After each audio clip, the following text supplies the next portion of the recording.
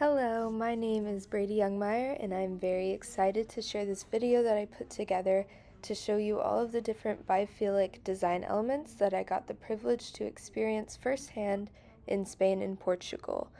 We studied abroad this summer from June to July, and we got to learn and experience so many incredible things throughout this trip. I have so many good memories from this summer and now many good sketches to commemorate my time there. Throughout this video, I'm going to show you the different biophilic strategies for not only aesthetic and feel-good purposes, but also for the purposes of ventilation, nature prosperity, and human health. I hope you enjoy this montage of my trip.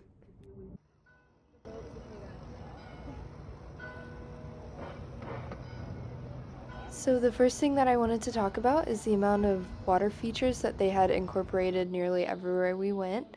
They had larger bodies of water within larger spaces, such as castles or palaces, and they would have smaller fountains or bird feeders in apartment complexes or restaurants or cafes and smaller buildings like that. There would also be surprise features of biophilia, such as this water trickling down the handrail of these stairs. We also got the pleasure of going down this well, which led us down to a bunch of pools of water and waterfalls, which was beautiful. We also got to learn about this building, which used to have an open roof, and so whenever it rained, water would go down into the floor, which had a pool, and it would fill up, and the children would be able to play in it. One thing that I noticed about these water features when we were in very populated spaces was they kind of created a positive distraction for children, and so they never got bored or frustrated because they could just put their hand out and touch any water that was surrounding them. Tile was also a huge factor to biophilia here. They had several different types of tile. This tile in particular reminded me more of the beach or sand, and the next few tiles you're about to see, and the majority of tiles in Spain, are usually more floral and brighter colored.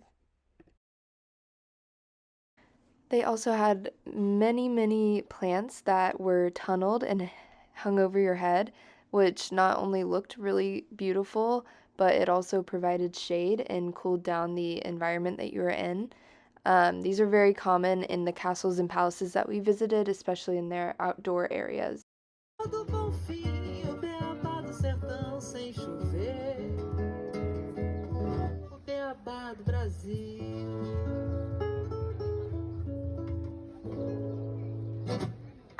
Another thing that I wanted to touch on were the courtyards that were all around Spain and Portugal. Although the outdoor courtyards were more common, they also had some indoor courtyards, usually inside of apartment complexes or hotels.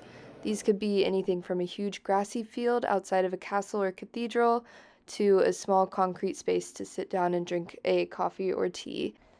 No matter how different they could be, they were always consistent with having trees or plants growing throughout the space to provide shade and something beautiful to look at.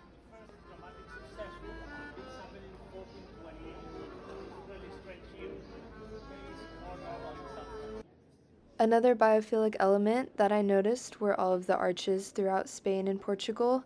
These are very common in cathedrals and monasteries and other religious buildings. Arches mean different things in different cultures and religions, but it was cool to see the resemblance in some of them. Arches are a subtle but effective biophilic technique because it gives you the sense of something hanging over your head, such as trees or other natural forms.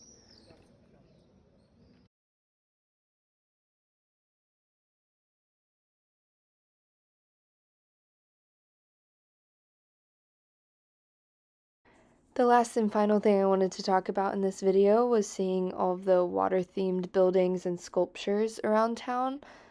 We got to visit one of Gaudi's houses called Casa Batlló that was completely under the sea and fish-like themed. This gave the illusion that we were somewhere completely different than off the street in Barcelona. Gaudi did an amazing job incorporating biophilia into this building, and it was incredible to see firsthand. And that concludes my time in Spain. I hope you enjoyed, and thank you so much for listening. Bye.